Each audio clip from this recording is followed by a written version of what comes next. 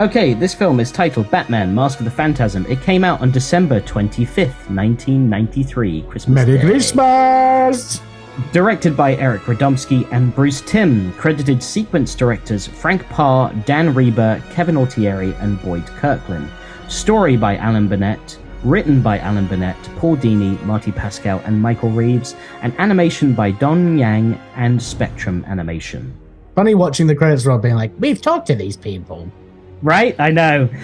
Featuring Kevin Conroy as Batman Bruce Wayne, Efren Zimbalist Jr. as Alfred, Dana Delaney as Andrea Beaumont, Hart Bochner as Arthur Reeves, Stacy Keach as Carl Beaumont and the voice of the Phantasm, Abe Vigoda as Salvatore Valestra, Dick Miller as Chucky Soul, John P. Ryan as Buzz Bronski, Bob Hastings as Commissioner Gordon, Robert Costanzo as Detective Bullock, Mark Hamill as the Joker, and Arlene Sorkin as Miss Bambi.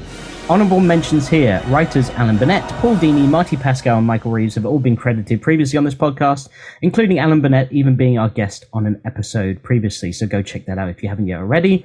And sequence directors Frank Parr, Dan Reber, Kevin Altieri have all been on this show as well, so you can check out those episodes, plus obviously directors Eric Radomski, Bruce Timm, and Boyd Kirkland have also been credited on this podcast previously as well. Dong Yang was the studio behind this.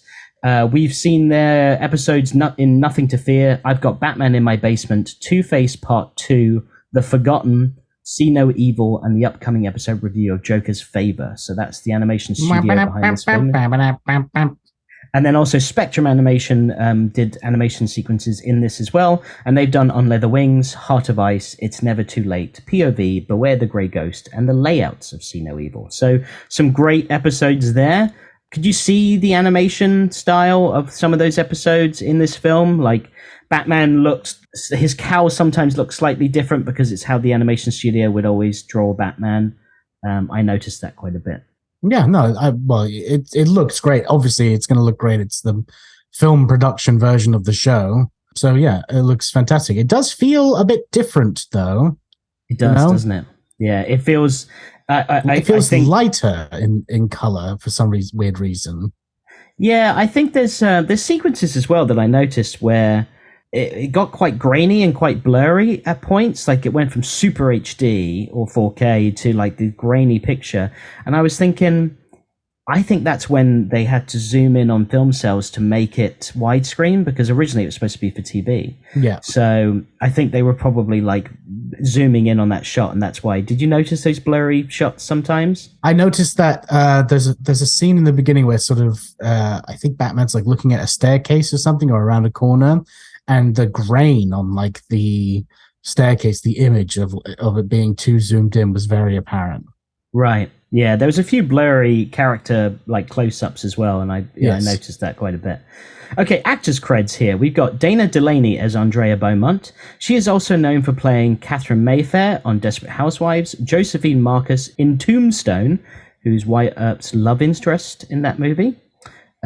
She's also Megan Hunt in Body of Proof, and she's Lois Lane in Superman, the animated series, and all other DCAU shows and animated features. That's why I recognized her voice. I was like, I know that lady's voice. Yeah.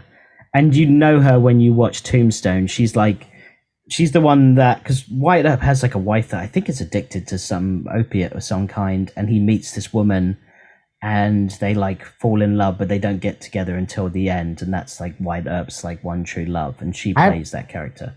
I haven't seen that movie in like 20 years, but doesn't he like ride up on like a big stallion at one point? They have a race, I think, or something like that. Yeah, something ridiculous. Yeah. Okay, next up, we got Hart Bochner. This is going to blow your mind, right? Who Arthur Reeves is. He's known for playing Ethan in the 80s Supergirl movie. That's not what's going to blow your mind. And he also plays Hans, Bobby. He's Ellis in Die Hard. Oh, wow. That really makes sense now. I can really hear that. Yep. He's like great. Oh, no. Yes. He is also, fun fact here, he is the son of Lloyd Bochner, who voices Mayor Hamilton Hill in Batman the Animated Series. Oh. And that's why he was brought on, because he's his son. So that's really cool. Next up, we got Stacy Keach as Carl Beaumont and the voice of Phantasm, which I thought was a nice touch of this film to try and throw you off the scent of who the Phantasm is by giving the Phantasm the same voice who voices Andrea's dad. He is also known for playing Commander Alloy in Escape from LA. He's Cameron in American History X. He's Wallenquist in Sin City 2. And also he plays Jimmy Brogan in Brooklyn Nine-Nine, who's that like Jimmy Brogan. And also he plays Ken Titus on the 90s comedy series Titus. Do you know who Stacy Keach is? I do, yes. We got Abe Vigoda as Salvatore Valestra. Vigoda? Oh, no. They know. He's also known for playing Sal Tessio in The Godfather 1 and 2 and Otis in Good Burger. Do you remember that movie at all? Yes. He's the old man that's the cook in the back. Okay, gotcha.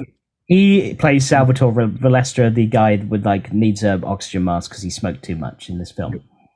And he passed away in 2016 at the age of 94. What a ripe old age that is.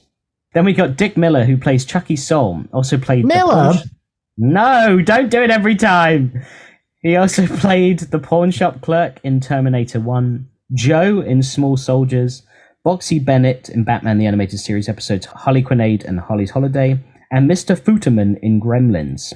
He passed away in 2019 at the age of 90, another ripe old age. Mr. Fuderman, is that the dad that buys the Gremlins, or is that somebody else? Probably I don't know. else. I've never seen Gremlins, to be honest, so I actually don't know. Well, I own it if you want to watch it. It's like a horror movie at Christmas. A lot of people love it. I think it's just fine, but I didn't grow up with it. I saw it as an adult. Okay, I think nostalgia plays a big part in that. John P. Ryan plays Buzz Bronski. He didn't play anyone else I recognized or had seen, but is known for playing Rankin in Runaway Train, and he passed away in 2007 at the age of 70. Then we got Neil Ross, who plays the thug on the motorcycle. He's also known for voicing Norman Osborn and the Green Goblin in Spider-Man the Animated Series, and we've even had the chance to sit down with him in the past on our Spider-Man the Animated Series podcast show. So if you haven't listened to that, you can go back and check that out to hear us chat with the voice of the Green Goblin. Then the recently late, great Arlene Sorkin will be credited in the upcoming review of Joker's Favor, where she first appears as Harley Quinn. But it was great hearing her as Miss Bambi in this film. She's the one who's like, Brucey, when she's like dancing on the piano. Oh, yeah. And says, I for engagement. That's Arlene Sorkin as well. Yeah. And then, of course, I've just got to say, Kevin Conroy, Bob Hastings, Robert Costanzo, Mark Hamill, Efren Zimbalist Jr., we've credited them, but they were so good in this movie. All of them just bringing their A game, especially Kevin Conroy was just incredible in this film. So shout out to all of them. I thought Efren Zimbalist Jr. was great in this movie. Yes, I agree as well. We'll definitely good Alfred. That. Great Alfred. Okay, utility belt of fun facts here. Got quite a few facts, but lots of cool ones to go over. This film takes place canonically after the episode The Cape and the Cowl Conspiracy, as it features the bat signal. That's the first time it appears in the show. So we jumped ahead a bit, but obviously we're trying to do this because it's just come out on 4K, so we know everyone's going to be talking about it. Yeah, we don't want to try and monetize off of the news. Yes, exactly. Most of the movie is based on the graphic novels Batman Year 1 and Batman Year 2. The flashback to Batman's first night of crime fighting, donning a jacket and ski hat, is parallel to Book 1 of Year 1. The design and concept of the Phantasm was derived from the Reaper, who's the villain in Year 2. And Tom McFarlane worked on Batman Year 2. That's where his famous cover of Batman holding that woman with the cape all around her, and his other famous cover with Batman jumping with the giant cape is from Batman Year 2. That's very interesting. Yes, I never put two and two together. The Reaper and the Phantasm are very similar looking. How interesting. I knew you'd like some of these. Okay, because it was a feature film, the movie featured some content that could not have been shown in the original series. These include Batman throwing punches directly at an opponent's face, which was right in the opening sequence. In fact, the opening sequence ruins all of the restrictions where they're like, this ain't your fucking TV show anymore. They're showing alcohol, bullets, broken glass, punch in the face. Yeah, bloods, people smoking cigarettes, you know. Yeah, I love it all, baby. Yeah, it was great. Even just like me in the corner covered in blood and broken glass with a fag, and I was like, I'm loving it. Even Bruce implies to Arthur, like, you know where you can stick that handkerchief? And I'm like, up his ass? Yeah, I said that out loud as well. Up your ass? Late in production, Warner Brothers decided to make the movie a theatrical release instead of the originally intended direct-to-video feature. While the animators were thrilled and extremely grateful for this decision, this left them with less than a year of production time to scramble and convert the aspect ratio to widescreen, which is why I speculated there were some grainy shots in this movie. Although the Joker does play a pivotal role in the film, it was Alan Burnett's intention to tell a story far removed from the television show's regular rogues gallery. Burnett also cited he wanted to do a love story with Bruce because no one had really done it on the TV show or in previous films. I wanted a story that got into his head, is what Alan Burnett said. Right.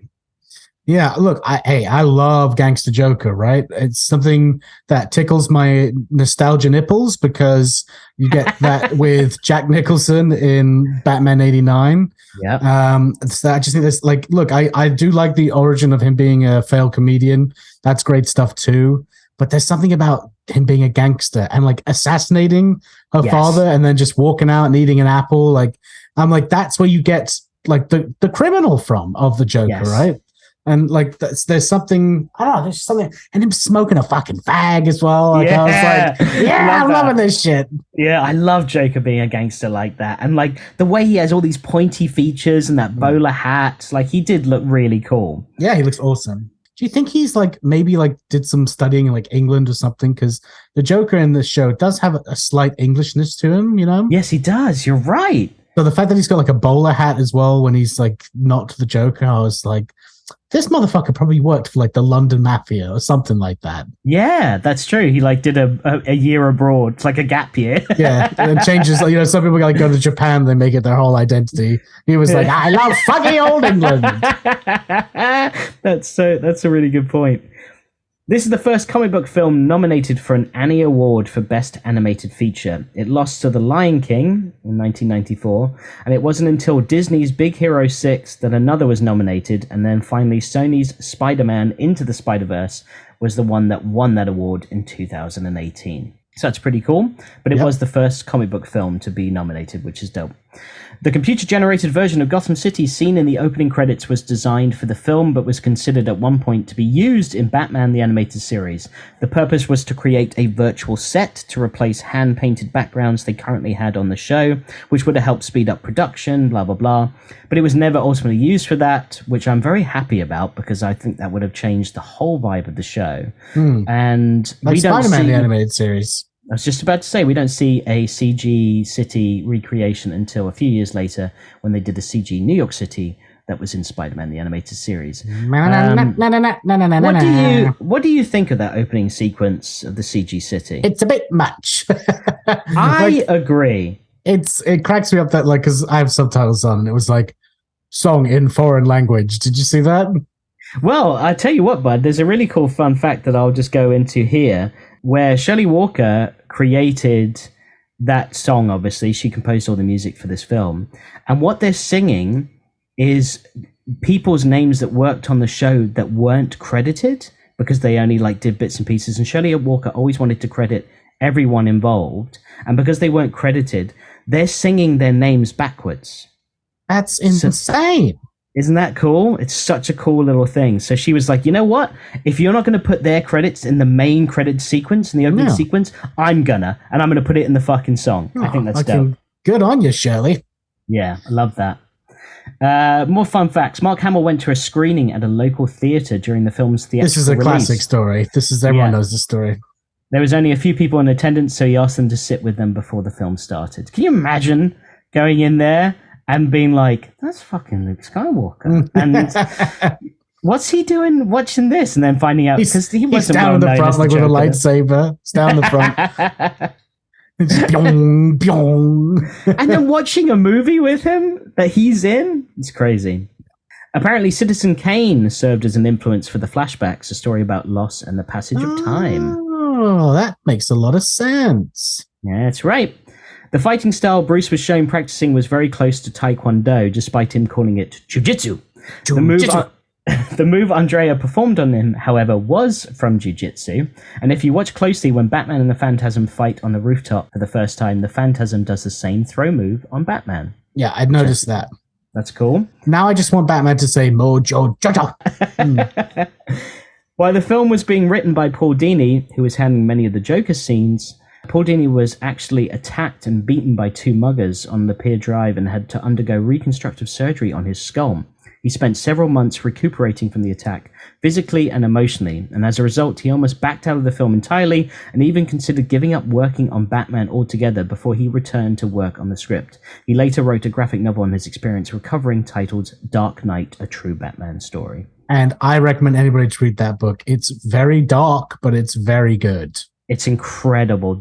I own it. I've only read it once, and I'm about to move house, and I know where all my comics are, and I'm going to pull that out of the box and read it again, because I remember a scene where he's recovering in his apartment, and he's literally imagining Batman and other characters talking to him. And, like, you know, it's his different modes of thinking, like scared or like powerful or like, you know, intriguing. Like, they're all represented by different characters. But one that sticks out to me the most is when he feels like he doesn't deserve the Emmy. So he stands in front of the mirror with his shirt off with the Emmy and just like cuts the corner of it across his chest and self-harms. I was like, that's like, you shared that dark moment. Yeah, that's fucking crazy. dark. Like, I was like, thank you for sharing that. Like, cause you know, it should help people that feel similar in those ways, being like, Paul fucking Dini, like, did that shit. Like, he's like Batman's granddad. So yeah. Crazy. Really good book, really insightful, great art as well.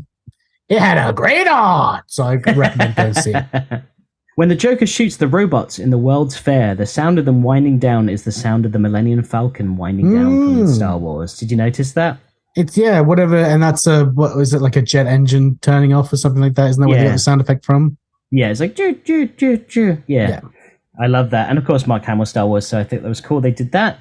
The dummy corporation's O'Neill funding and Adams tool and die shown on Batman's computer screen are references to Denny O'Neill and Neil Adams, who were respective artists and writers for Batman in the comics in the 70s. The episode Trial, which we know, we've discussed this with Dan Reba, was supposed to be the plot of this film. Producers thought it worked better as a standard half-hour episode, so some fans disagreed with this, feeling that Trial is actually begging for a two-parter. You even thought Trial would be great as a film, right? Like 12 Angry Men, but Batman? Yeah. It's a great, fantastic episode, but I would have liked to have seen it with, letting loose, being able to do whatever they want in terms of people dying and stuff like that. The character of Arthur Reeves originated in the comics in Half an Evil. Reeves was a short-lived comic relief who had a bone to pick with Batman. He ceased all complaints and appearances after the Batman frightened him with one well-timed boo. So that's where that character started and ended in the comics, which is very funny.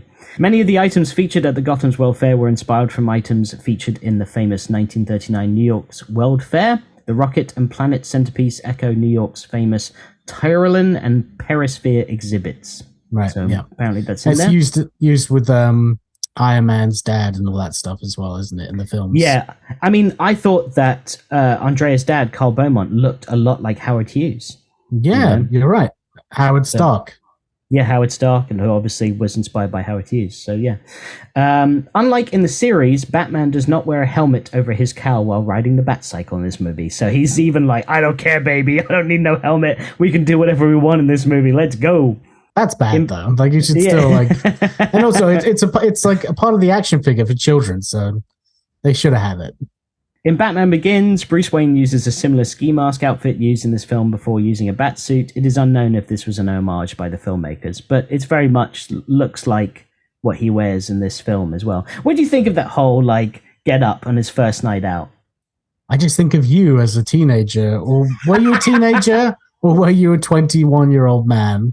Might have been 21, yeah. When you were a man, which you're still all a man... So as an adult man who could vote and legally drink, you went out dressed in a similar outfit with your ski mask on and all in black to try and fight crime in a very low crime rated rich suburban New Jersey area. Dressed as a common criminal walking the suburbs. I am so shocked you never got picked up by the police or anything like that. It's because I was too good at being a vigilante. That's why they never caught me. Or you probably just went to the end of the street and back and that was it. Kind of, yeah. And then I was like wheezing and panting and having a cigarette because I almost got caught by someone. Oh, it's ridiculous. Yeah. Very Batman of you. Stop and have a fag after nearly getting caught. Well, in this film, maybe. Everyone's smoking in this film. So Bruce Timm went through approximately 20 different character designs for the Phantasm before creating a version that resembles the Grim Reaper, with Azrael's mask as well. Looks very Azrael, that character from the comics. The large blade on the right hand was not part of Timm's original design and was added later at Alan Burnett's insistence. So that's cool. Alan Burnett added that like giant. What would you call that? Like a scythe? Is it like a scythe or is it? It's different? A scythe hand, isn't it? Scythe, yeah, scythe hand, yeah. Because the Grim Reaper has a scythe, so it makes sense that they have a scythe. Like, it's just an action figure accessory. It's an action figure, yeah. It's but something it looks cool. I think it looks cool. It does look cool. It's something that Clayface could easily just shoot out of like his gooey hand as a toy. Yeah, yeah. Dana Delaney delivers the line, "He laughs," exactly as she did in Tombstone, which came out the same year. So that's interesting that she had the same line twice in two different movies. Oh, wow. Mask of the Phantasm was only shown on the big screen in the UK in 2 or 3 British Film Festival screenings, then went straight to video and LaserDisc. This is the time of LaserDisc. Oh, I kind of... I've never come across them, but I kind of dig LaserDisc because as someone who collects certain things, but is also a minimalist, which are always at battle with each other, I'm a big vinyl collector. I love my first pressings of vinyl. And what you're presenting me is like, hey, as a cinephile, I have this version of movies that looks like vinyl and stores like vinyl, but it's films that you love with huge gatefolds showing you interesting stuff and behind the scenes pictures. And there's a part of me that's like, I want to get all of those motherfuckers. Probably never watched them, but I don't know. I've never come across them in the wild though. Well, I tell you, a friend of the podcast and regular guest of the show, Kevin Altieri, has the LaserDisc of Batman Mask of the Phantasm still. Oh, cool. Which is pretty cool. I don't know. I don't even know what that market's like. I don't know if they're stupidly expensive or if they're criminally undervalued. I have no idea. Well, that's going to be your homework coming up then. You're going to start getting into collecting LaserDiscs. I can't wait to come over and you're like, what do you want to watch on LaserDisc? No, I don't think I've played them. I don't know. Just keep them on the shelf and talk about them when people come over and they're like, oh no, not the LaserDisc story again. Says the guy that fucking just told me recently that he's built a shelf in his new house that he's going to dedicate to collecting Batman stuff. I haven't built it yet. I'm considering it. I haven't even moved yet. But yes, I do have a little need to have some Batman stuff. There's nothing wrong with collecting. I collect retro video games. I collect vinyl. Everything I collect is like nicely fitted and put away. Like it's just, I've never been the type of guy that like wants to be like, look at all my shit. I like it tucked away for those private moments when I want to enjoy it to myself. You're a secret collector. I am. Continuing on, Hans Zimmer worked as a synthesist in the music department for this film. He would later compose the score for the Dark Knight trilogy and Batman vs. Superman: Dawn of Justice. Cool. So another Batman film he worked on. Hans Zimmer also really admired Shelley Walker. He thought that she was one of the best composers he ever heard and knew. I've seen interviews with him talk about her, so it just shows how good Shelley Walker was. That's cool. Absolutely. The Phantasm would not reappear in the DCAU until the episode Epilogue, which is where Amanda Waller tells the tale of an agent she hired to kill the parents of a young Terry McGinnis, who's Batman in Batman Beyond. Though the assassin is never named, the depiction of the event clearly shows the Phantasm stalking Terry McGinnis's mum and dad. However, a visibly aged Andrea Beaumont refuses to complete the assignment, citing Batman's refusal to resort to murder to achieve his goals and how doing so would dishonor what he stood for. So, yeah, we don't see Phantasm for a long time, but I think that's cool that she's still, like, being the angel of death, you know, and is basically an assassin for hire by Amanda Waller. That's really cool. Very cool. The fate of the Joker is left unrevealed in the movie and addressed in the following episode of the series, but a DCAU comic named Shadow of the Phantasm. So it was going to be an episode, but then became a comic. It was written by the film's co-creator Paul Dini, where he explains that Andrea took Joker down into the sewers, beating him viciously, and came close to killing him, but hesitated upon realizing that Joker had become so twisted and insane, he was no longer the man that murdered her father. Explosions then separated them and Joker is knocked into the water and is carried away by the current. The comic also details the fate of Arthur Reeves, who was ruined by his connection with the mob and his crusade against Batman. He later meets his demise trying to get his revenge on Andrea. So Arthur dies in this story, and Joker is let loose by Andrea in that scene. I don't like that. I mean, that just doesn't explain like her character later on in Batman. What's it called? Beyond. Yeah. Because she says killing is like, that's what you have to do. That's the thing that separates you and I. It's classic. It's like Daredevil and the Punisher, right? Like I like that duality of the coin of we both want justice, but we deal justice in different ways. I don't like that at all. I think that he should have gotten away somehow, because I think that is the dude that murdered her fucking father. Yeah, her dad. Yeah, that's true.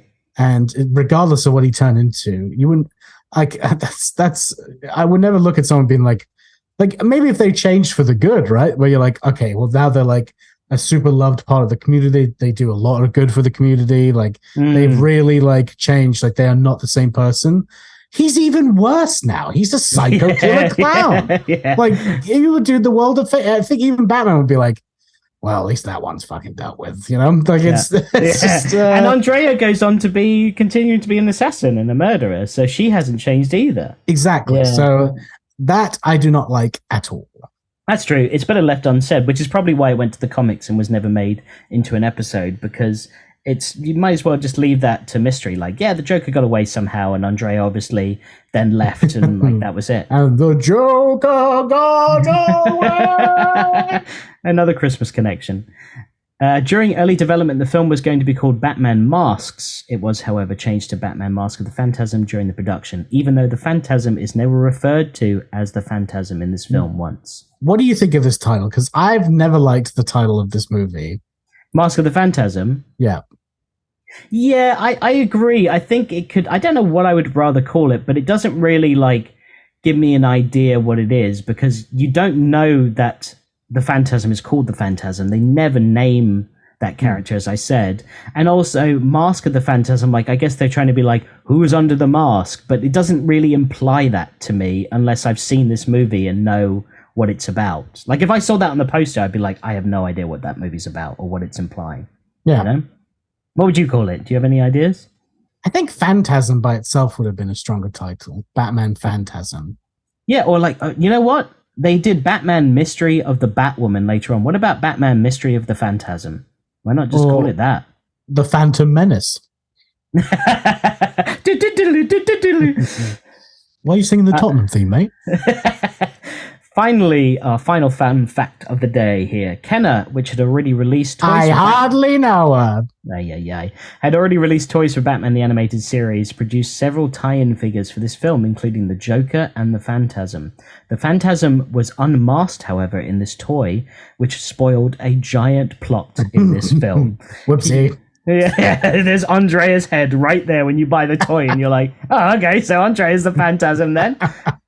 And you know what was weird is, like, we had that toy, and the thing is obviously the Phantasm is like Batman's like broad and height like equivalent. But when we had the toy, because it was little Andrea, you just had this little toy with like a Phantasm like hood and shoulders that you put over it, and it just looked like a little person running around with a Phantasm outfit when you were playing with the toy, because she's so much shorter than Batman, so it was such a weird toy to have. And I rarely played with it, because I remember being like, this ain't the Phantasm. It just looks like, you know, like a little boy version of the Phantasm.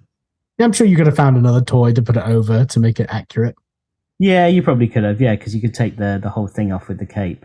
But there were so many toys. I mean, Joker Jetpack, right? Like, what a toy. Yeah, I loved very that cool toy. Yeah. Tasty rubber jetpack. Was it rubber? I think so. Okay, again, if no one knows, my brother sucked on a lot of like hard or soft rubber toys. We don't know why, but he loved to suck on them. Put it in my mouth like chew, essentially, and just like suck the saliva. And I liked the way my saliva tasted when it was coated by whatever chemicals from the rubber. So the fact that you go into that much detail is wild at how much that impacted you. But hey, that's what you love to do. I would come downstairs sometimes and you would just be sucking on a toy. No, that's you're just saying that. You've never seen me do that ever. Was it a private thing? I did my rubber sucking in private. Oh, that's brilliant. Okay, bud, let's get into this. What did you think of this film overall? Really great first act, really great second act. Now that you said like the flashbacks are like Citizen Kane, I totally see that, and I respect the film even more now knowing that. But this movie has a very, very weak third act, and there's a lot of problems that I would like to discuss about the third act. Oh, questions that I have that make no sense. Oh, okay. Well, let's get into that then first before we go any further. But I would say because you said to me, not as good as I remember, which doesn't mean you didn't like it. It's just not as good as you remember, as you said. No, there's parts I love about this movie a lot. Yeah. I thought you were going to say it had a great first act and the second act was weak and then the third act picked up, because that's how I felt. So it's interesting. Okay, let's hear your first. What are the questions you have about the third act? Why does Joker have the whole place armed to blow up? Why does he do that? He's got a back out plan, right? Like an escape plan. His escape plan is to blow the place up, but he's not holding this place hostage or anything. It's just his hideout. Why is he blowing it up? I don't know. Well, for a circumstance like this, if Batman ever finds me, I can blow this place up and get away, maybe. That's ridiculous to say.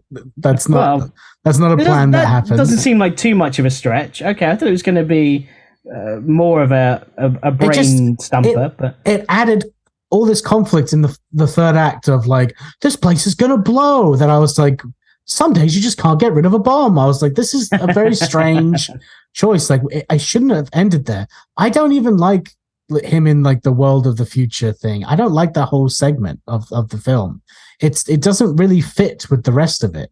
The only way it fits is that those two went on like a date to the world of the future and he saw a future Batmobile, and that's the connection to this final place. Like, that doesn't make much sense to me. Like, it should have been in a much more interesting place. And just the stakes were just strange, like that. It was just so that they could separate the characters at the end, being like, I think they were like, well, Batman would stop this scenario, right? So how do we stop Batman from stopping the scenario? The place is going to blow. And I just think that, I don't know, that seemed a bit weak to me. It seemed like a bit of a cop-out.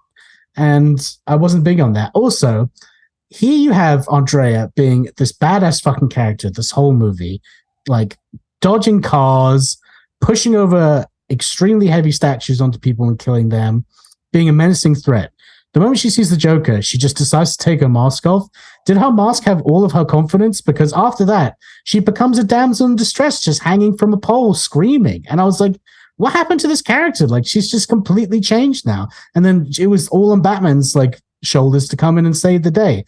I didn't like that either. I thought she should have completely held her own and about to kill the Joker. And I think Batman should have stepped in and being like, don't fucking kill the Joker. Right. Yeah, that is actually a better way of doing it. The only thing I really liked about that confrontation between the Joker and Andrea is that the Joker's not scared at all. He treats it like a game, because she's been scaring everyone, right? Like all of her tricks and her get up has scared every because he knows who she is.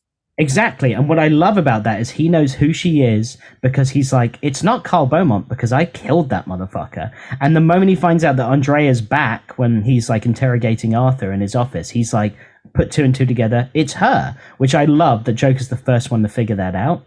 But what I thought was great is that Joker treated it like a game, like it was like another version of Batman. Like sets the robot on her and he like beats her with like baloney. Like he's treating it like the Joker would. Like, yeah, I'm not intimidated by you at all. In fact, I'm going to intimidate you. That's what I liked. I felt like he kind of turned the tables on her and was like, I'm going to disarm you. I'm going to take out your scythe hand. Do you think it was way too much Joker, like having this universal remote controlling everything? Yeah, that was everything particularly did stuff. And then they fought like Godzilla and King Kong. Like, it's a weird ending, and it reminds me of the episode we watched recently where with the fortune or the future teller, and Batman ends up fighting him like in the bunch of planets and stuff. Like, I don't like that shit. I think it's weird. Like, for a movie that had odes to Batman Year One, where he's fucking running for the police, amazing. Having a movie where we see his origin story, we see the Joker's origin story, we see so much incredible stuff in this movie, to end at like the world of tomorrow, like it rusting and falling apart. Like, I don't know, maybe the writer's like, hey, you fucking idiot, the world of tomorrow is rotten. This whole movie was about the potential tomorrow between Bruce and Andrea, and look, it's fucking ruined. Look who they are now. Okay, I get that symbolism, right? Sure. But I don't know, it's just not, it's not I don't know. I didn't really like it that much personally. Yeah, I like the ties to the future where he's like, it's making me think about the future, and she's like, what, am I in it? And he's like, maybe. And that was their first date, and then obviously they end their relationship at the same place, which I thought was great years later. That was a really good tie-in. But yeah, the whole fight sequence, like the King Kong Godzilla, as you said, was kind of over the top and ridiculous. The only thing I really laughed at and liked was when Joker was in the Empire State Building and he was like sneaking behind Batman, and you see the building like bobbing up and down, and then you see his smiling face through the windows. Yeah. I laughed at that. I loved that because the music went along with it, like it did like a Mickey Mouse, like dum dum dum dum. I loved it. On the topic of symbolism, if that's what they were trying to do, I understand that, and the fact that it all blows up saying that they don't have a future together, I like that, and I don't know if that was their intention at all or not with this, but I just think that was a bit forced if that was the intention. And yeah, I think it could have a strong ending, especially, but I do like the idea of it. I think it happened in that Daredevil show as well, where the Punisher and Daredevil were at each other, and Daredevil's like, you can't kill this person and stuff. It's a classic old thing. Like, you can't go over the line. Like that's Batman's whole thing. And they didn't really inject that enough into this story, where I thought it would have been more interesting that she's a fucking cold-blooded killer to get her revenge, and he's getting his vengeance by... And also, that line he says at the end, like, vengeance won't, like, do anything. It's like, mate, you are the one that says, I am vengeance. Yeah. I am the knight. Well, I am Batman. What's great about that is she makes a really great point, and then Batman goes, but Andy... what will vengeance solve? And he gets like really close up, and the shot of him, he looks so derpy. And then she says, like, if anyone knows the answer to that, Bruce, it's you. And he looks so shocked by that answer. And earlier on in the film, they meet in her apartment, and she's like, if anyone's controlled by their parents, Bruce, it's you.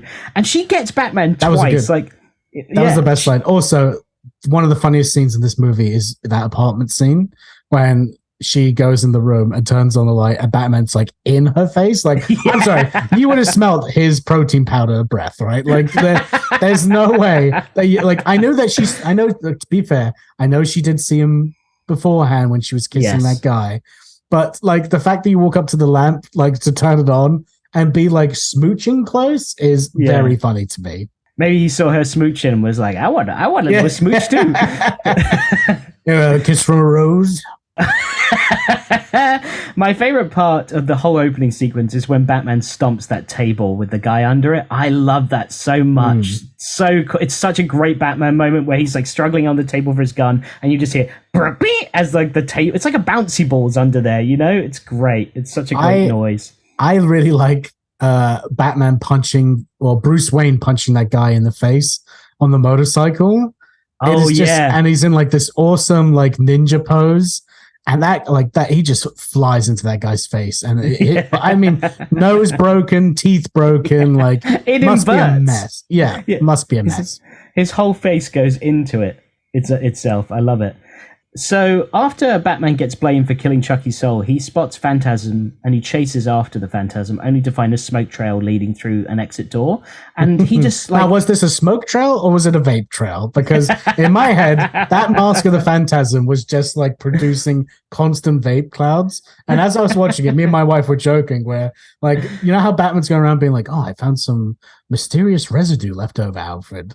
And Alfred sniffs it. He's like, I think that's key lime pie, sir. Yeah, key lime pie. Or maybe it's jelly donut, Alfred. Ah, yes, could be. So that's a pretty good flavor, actually. I think it's, I don't know, like tropical berries, I think. I don't know. A hint of vanilla. Can't tell. I think it's Vamptos, sir. Yes.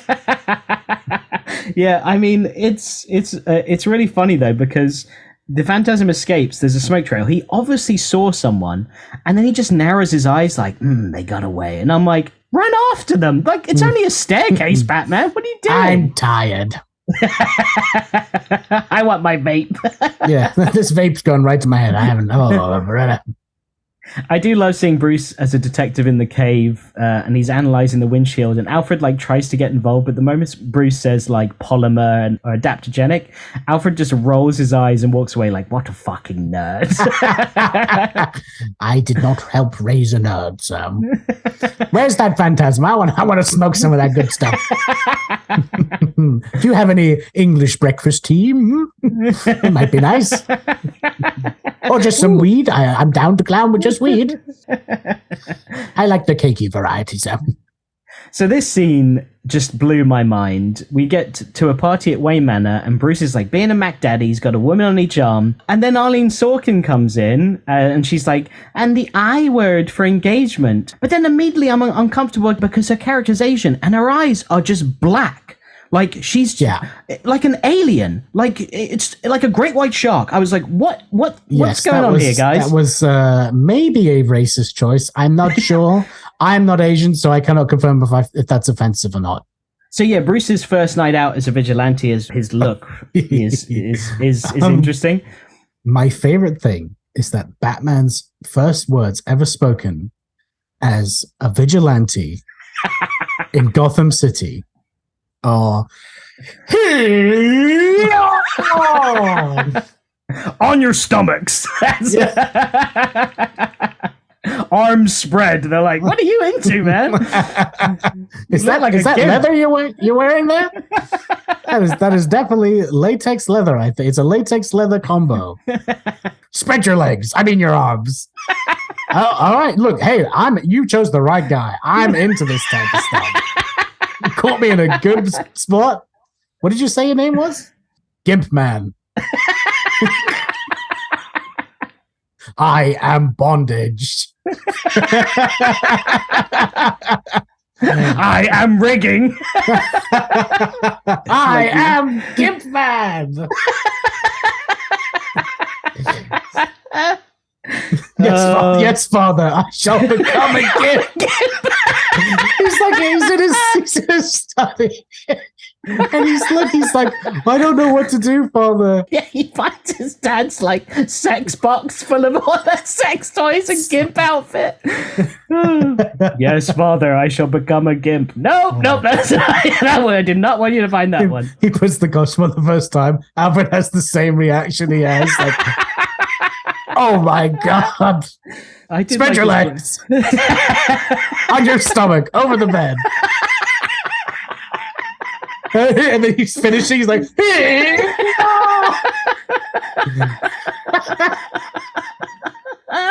maybe like, I don't know, like the picture falls off and behind the picture, it's like his parents' sex dungeon in there. That's his game. Oh my god. There's like a picture on the wall with Alfred included as well. On your stomach, sir. Oh, no. So speaking of Alfred, we see Alfred in the past, and he's still bald. I felt so bad for him. Like, he's got black hair instead of white hair, but the dude is still bald. And I'm like, oh, Alfred, how long have you been bald, mate? I feel so bad for you. Well, I knew someone that was bald by the age of 16. That sucks. Yeah. So I like how Alfred also catches Bruce and Andrea smooching twice in this film, and he does that little like, oh, but then he does like a cheeky look over his shoulder, like, I like to watch, sir. As your parents knew very well. When they were Gimp Man and Gimp Gal. Gimp Gal. Gimp Gal. Oh my god. Gimp Man and Gimp Gal. Their portrait in the mansion or whatever just has two Gimp masks on it, and they like, that's what we did that day. We had our portraits taken, and then we had sex with the photographer. It was the greatest sex we ever had, son. I shot my grey ghost all over Wayne Manor. That's a little throwback for you. You know what? Alfred was on it, right? That lady came over, and before you knew it, Alfred had a jug of lemonade ready. Yes, and I said squeezed. I said that to my wife, like, wow, he's on it. She's like, well, he is a butler. I was like, all right, like, you know, I get it. He's more than a butler. He's his father figure.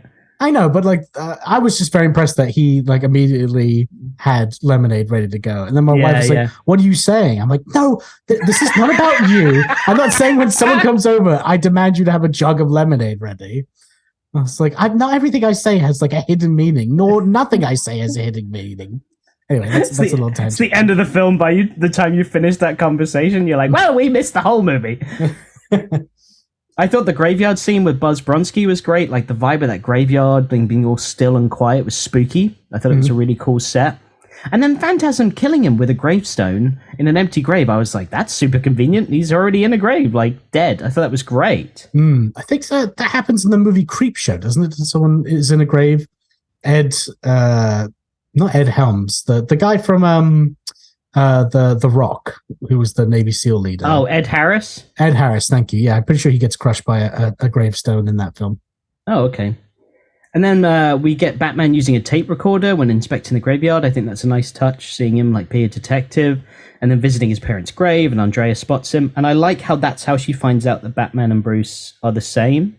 Instead of like some exposition, she figures it out right then and there. I thought that was cool. Well, I also probably a stupid move on Bruce Wayne's part for being fully dressed as Batman and just going to the Wayne grave. I mean, anybody seen that would be like, oh, Batman's Bruce Wayne. Like, no one else's business that grave but Bruce Wayne. And it's a murder scene, so you're going to expect like police to be all around. You know what I mean? Yeah, that's not a great idea. And then we cut to Batman, like once he finds out Andrea's back, just being such a creep, spying on Andrea and Arthur having dinner together. And what made me laugh so hard is that he's so visible from where they're sitting. Like you can see him right there on the ledge as they're eating. And I thought it'd be funny if they knew he was there and he's reading their lips. So they start like bashing Batman and making stuff up to make him mad because he can't do anything. I just thought it'd be funny if they like contradicted everything Batman stands for. Like, do you hear Batman loves guns? Like he loves shooting guns and killing people? And he's like, no. Big racist too. I don't know if you know this. Yeah, and sexist. Have you seen the criminals he brings in? None of them are white, so I'm just saying. He just bursts in the window. Excuse me, that's not true at all. And then they got like one right by accident. Like, did you hear that Batman is actually billionaire Bruce Wayne? And like, he has a cave below Wayne Manor, and that's his trusty butler Alfred helps him in his escapades. And he's like, how do they know all of it? Did you know that Thomas and Martha Wayne went through some kinky shit? So Bruce meets Andrea's dad, and Carl Beaumont like looks like Howard Hughes, as I said. But then we see young Arthur Reeves there, and he looks like the biggest nerd of the whole movie. Like he's in suspenders, bow tie, he's got glasses, like parted hair. He looks like Steve Urkel. I was like, who is this fucking nerd? Mr. Freeze comes out of nowhere. Nerd! Two-Face, Big Bad Half gives him a wedgie.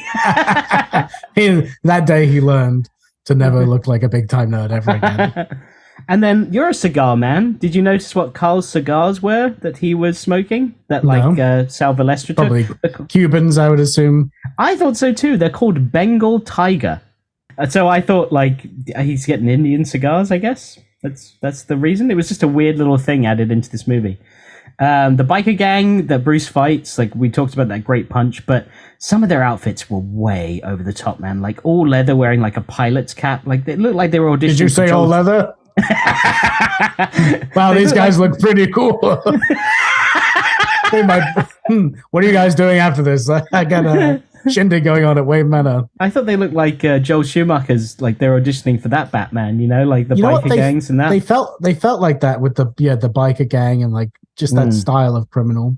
Yeah, and Robin's motorcycle in Batman and Robin even looked like one of the motorcycles in this film, I thought. Like it had that like big old cap, like hubcap over the wheel in the back that looked just like the one in the film. What was that guy doing on the pier? Was he just selling like, what was he doing? Why did he have a big money box full of jewels and things? Yeah, he was just selling jewelry and watches, which he probably stole. So like Bruce is trying to save a criminal from being attacked by criminals. Like I was like, no one sets up a little store and is like, yeah, watches and jewelry here, I'm completely clean. I didn't steal them. Well, that's a big assumption, bud. It's Gotham City, mate. He stole that shit. That's true. It is Gotham City.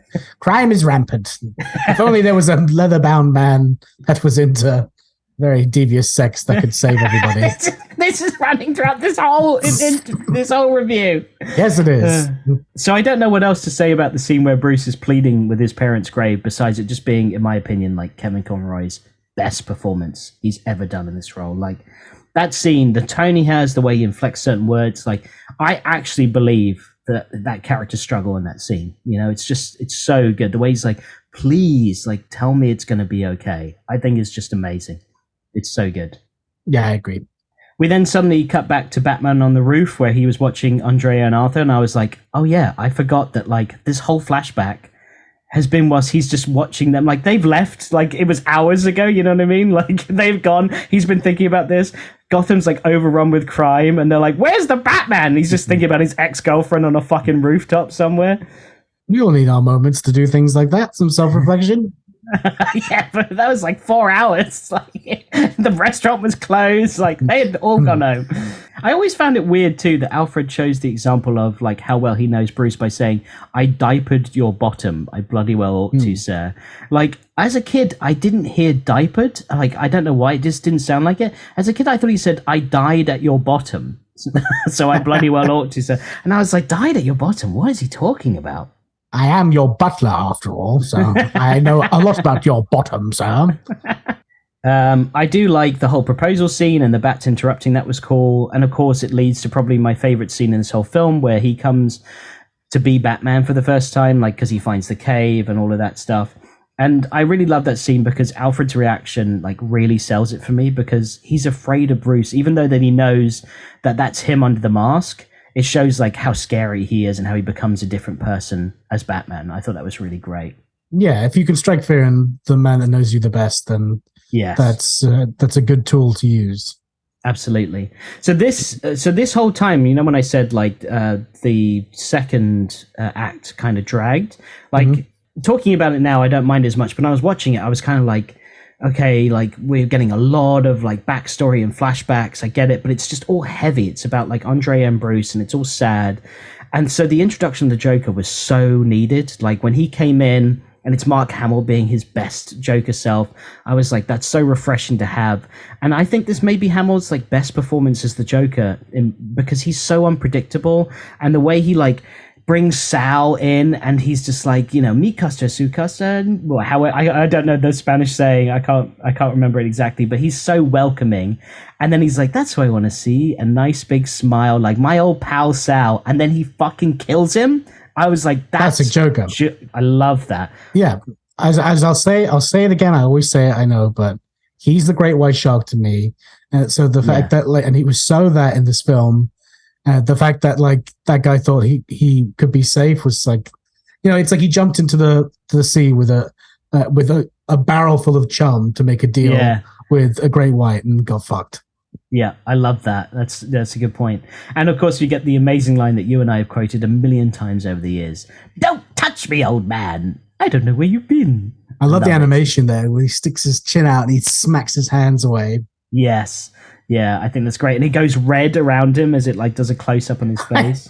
I really like when he pops over and he goes like, "Ooh," and he moves like a cartoon pole, and he even makes a noise like diddly-ling. Yeah. Sounds fun. And then he's like, "I prepared more comfortable arrangements." Yeah, I love all of that. It's brilliant.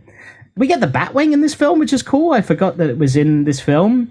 Although Phantasm running away from it was at like super speed. Like, she was running like the Flash. I was like, how fast can you run? What are like she has she has this disappearing thing, which is never explained, by the way. No, that's true. Where'd she learn that? Yeah, it really fucks me off as well. Like, that's another thing where I had a major problem with. Was like, I could have just had one scene where like she was into like, I don't know, she went to school for some engineering or study magic with Zatanna or something cool like that, where there's a little tie-in. Cool. Because it just, I don't know, it makes no fucking sense to me. And she disappears a lot, and even Batman goes in to the smoke and like tries to clear it out, and it's gone. I'm like, mate, you studied with the Houdini of the DC universe. You could probably it's like that show where Penn and Teller sit down, they watch people do magic, and they guess how they fucking did it. And 9 times out of 10, they're absolutely right. You should be at that level. Yeah, I totally He's agree like, I only did magic for like a semester. Like, it was a brief little thing. More for the escaping, like the actual act, like, not for me. I'm into chains, you know, that's my kink, so. Yeah. I got many. I brought it back around. The whole Batman versus the Gotham police scene, what did you think about that whole scene? Probably like one of my favorites from the film. Yeah. I love Batman being chased by the police. It's one of my favorites. Yeah, me too. We haven't seen it since On Leather Wings, and it had another great like vibe. I like the stakes because Batman always gets away, but I love how he, like, you know, every turn in this film, there was another, like, group of policemen. You know, like, every time he thought he was safe, he even does such a big jump at one point that he's like, if I land on my feet, I'm going to break my legs. So he takes it on the shoulder instead. I thought that was great. Bullock leading the charge of that as well, because, like, it just adds another layer to him not fucking liking Batman. And my favorite shot is he's running through the alley with his mask off, and the police are, like, on him. They're, like, right behind him. There is one thing that is a bit annoying to me, though, is that he took his cape and cowl off and they were connected as one. So therefore he doesn't have his mask on anymore. But then much later on in the film, when he takes out the helicopters, he just takes his cape off to take them out and then puts his cape back on. So I'm like, did you just learn that you should separate them for scenarios like this? Is that what we're saying here? Because if so, like, if you turn to the camera and be like, yeah, so you know how, like, you know, the cops, they took my whole cape and cowl, big mistake, right? Like, suddenly I'm just Bruce Wayne with a bat symbol on me. I learned this time, separate it, take it off, use it as a weapon, put it back on. Now, enjoy the rest of the show. What is this, like a Talking Heads, like, office scenario where they're doing, like, a side thing? Yeah, I like that. We also get the Hut Hut SWAT team in this, the Hut Hut Hut Hut Hut. We haven't seen them since on Leather Wings. I thought that was great. And then I thought the whole Bruce discovering Joker was one of the mobsters involved by drawing a red smile on the picture was a bit of a stretch. Like, you know, like, you could do that with anyone and you could be like, the Joker, you know, like. We just saw in a previous episode, he has that big machine, that 3D machine to, like, insert data for people's faces. Could you have not just done that with the Joker's face and seen that it was Jack Napier or whatever his character's name is in this? Yeah, it was so basic with a red pencil. And then I thought it'd be funny if he, like, started doodling on pictures of other people. Like, he draws, like, a big nose on him. He's like, the Penguin! No, I'm not sure about that one, sir. Hang on for another one. He cuts the face in half. He's like, oh my God, this guy is Two-Face. It's like, sir, we know Harvey Dent is Two-Face. No, Alfred, no, I'm onto something, Alfred. I'm onto something here. He does, like, a bowler hat on another one. He's like, it's the Riddler! Alfred, are you done with that chocolate bar? Can I have that? He takes a chocolate bar. So I was enjoying that. Just rubs it on someone. Oh my God, this guy's Clayface, Alfred. Look at him. The world's greatest detective. Yeah. What do you think of Joker's look in his trench coat and his big fedora in this movie? Oh, I fucking love that look. And that scene of him coming into the office is just so Batman 89. Like, with Joker coming into the guy's office. And I just love it. And I loved everything. That's my favorite Joker scene in the film is him meeting up with him, because he's like, I love how he's talking like, oh, what if Mr. Politician here was someone with his, like, old pal, you know, whatever he says. Yeah. Old work colleague's daughter. Yeah. And like, I like when he's, like, on the phone, he's like, shh. Yeah, and he's like giggling. I love how also where he still thinks it's Batman killing everyone. And he's like, nope. I've seen the guy. And he's like, looks more like the Ghost of Christmas Future. It's such great delivery by Mark Hamill. It's great dialogue. The scene when he, like, pins him down, like, one, it looks like he stabs him, but then I'm like, is he fucking it? Like, the connotation there was like, it looked like he, like, bent him over the desk in the shadow. It was just like, oh my God, could you imagine that? Jesus Christ. On your stomachs, legs spread.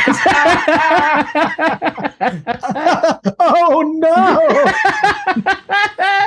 So instantly, I love Arthur being poisoned by the laughing gas. The way he's laughing, being told to control himself, and he's like, I'm trying, for God's sakes, as he's laughing. Don't you think those doctors were like, please, could you keep it down? Like, we've all worked a late shift. He's like, I can't control this, you fucking idiot. Do you know who the Joker is? Like, this is what he does. Well, we can give you a sediment that will knock you out, or we can give you this weak-ass shit the pharmaceutical companies are pushing on us, so we're just going to give you that instead. It's not working. Sir, please. There are other people in this hospital. I'm doing surgery in the next room. Fuck you. Fuck you, sir. You can get the fuck out of this hospital. Batman showing up in his window as he's giggling, and he says, oh no, I love that. And then, like, it's so great that he's telling Batman, like, how he's involved in all of this, because he's a red herring, right, throughout this whole film. And he's laughing the whole time he does it was such a great touch. Like, I think laughing while he does it. That's true, yeah. I think that's great. I think that's a really nice add to this whole film. So also I wanted to talk about how the Joker is definitely fucking that robot that he's with in Futureland. Pulls pieces of her ass off. I know, and like smacks it, and he's like, why did he save the cheek piece for later? Like, is he gonna like wank to that or something? I don't know, but they're fucking for real. Like, Joker's fucking a robot. Like, that's so weird. He's just alone in there, just having sex with this robot. The robot's just like, I have just learned to love. He also nearly gets his finger chopped off when that lady's cutting that bologna. Like, the way he chooses to take the bologna, he goes under the knife to get it. That's true. Yeah, that dude lives dangerously. Living dangerously, the Joker.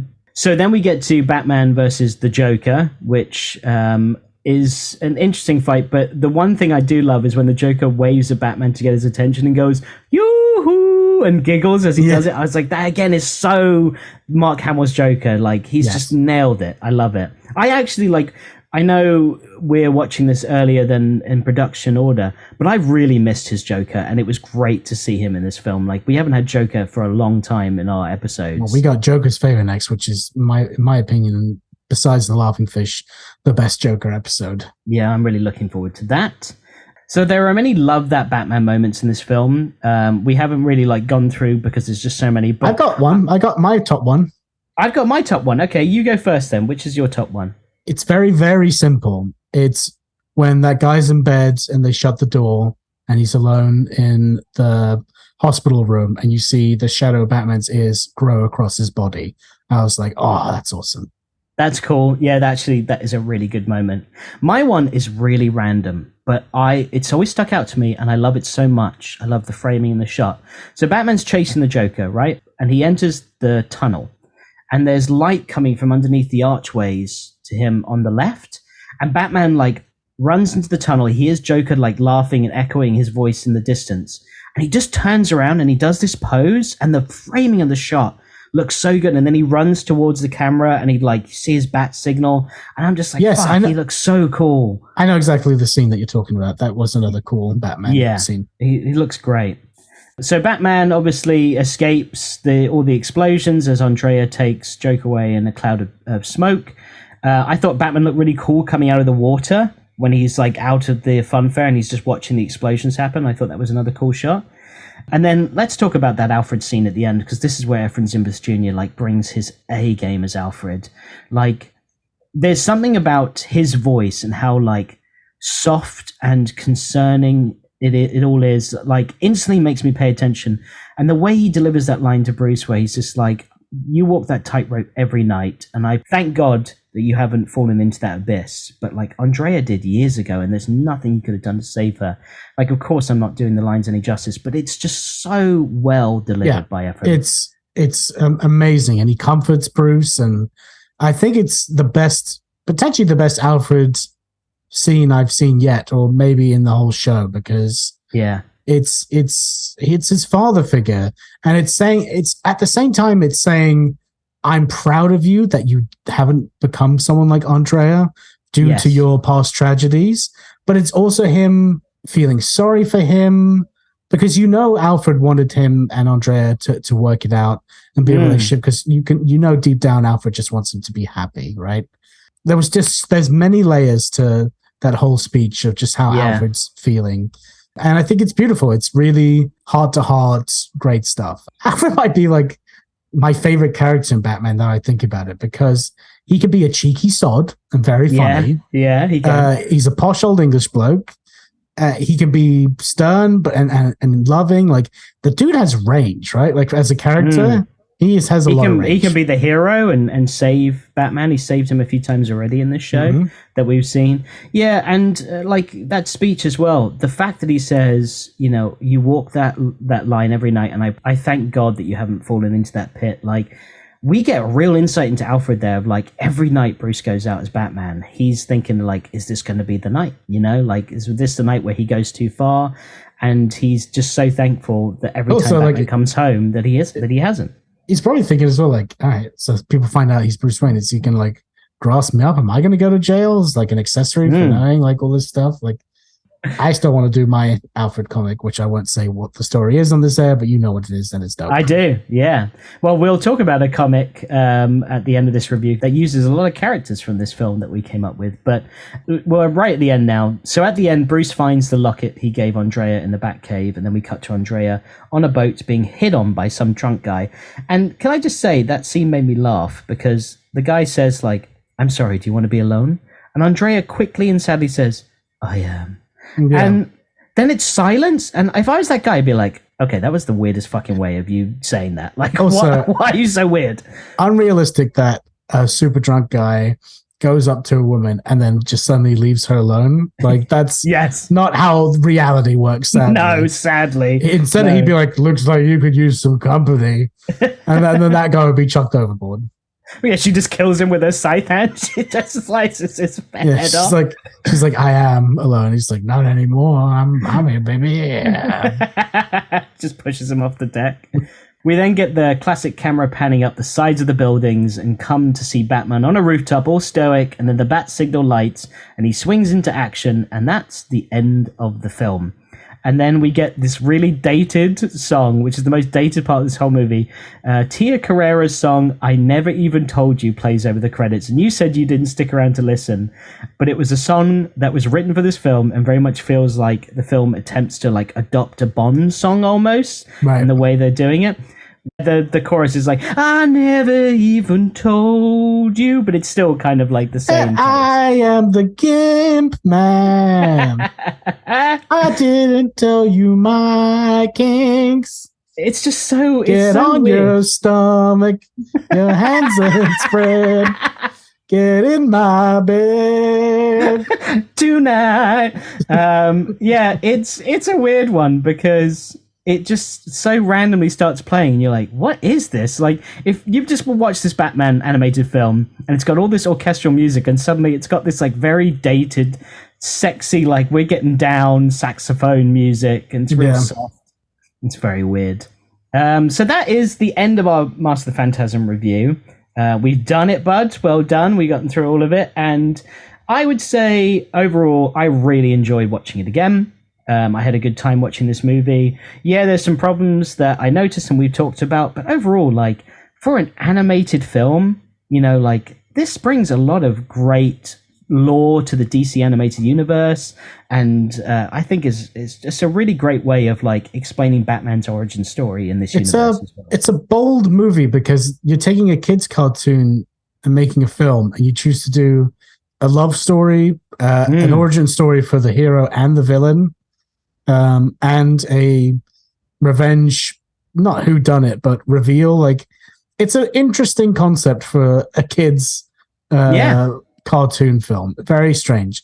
I feel like Sub-Zero is more on pace for what you'd expect from a children's cartoon movie.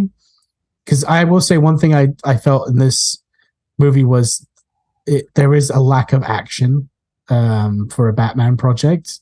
Right. Not that I'm like craving action, but it just wasn't there for me. Like, it was hard. Batman felt hardly in this Batman movie. This wasn't a movie about Batman. It was a movie about Bruce Wayne and all of the surrounding people. So that's the only problem I have with it. I don't really like the third act. I think there's some strange choices there.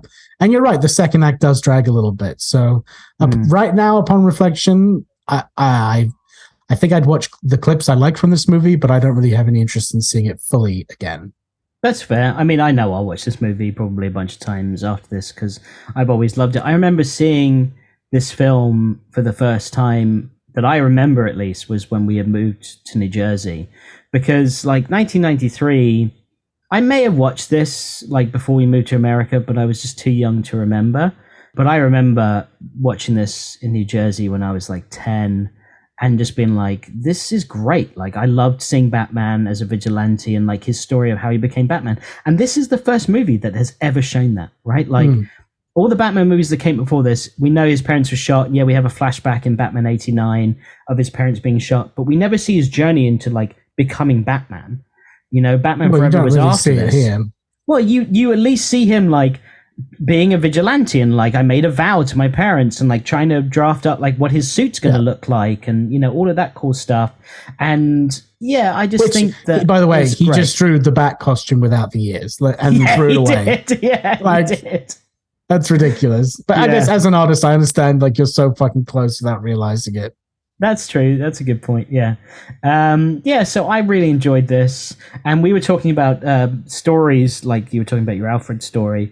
And there was a story that you and I both wrote that like heavily influenced by Batman the Animated Series that we were doing as fun with maybe this will get made one day, but it would just remains as something fun, which we called Batman Demons, which was all about exploring like someone's Batman's past, but also it was mobsters versus the Arkham villains of Gotham. If you remember, we kind of separated them. The premise was that the mob was sick of the super villains and all these weird monstrosities and things, and they wanted to take Gotham back and make it about the mob again and not about organized crime freaks. Right. Yeah.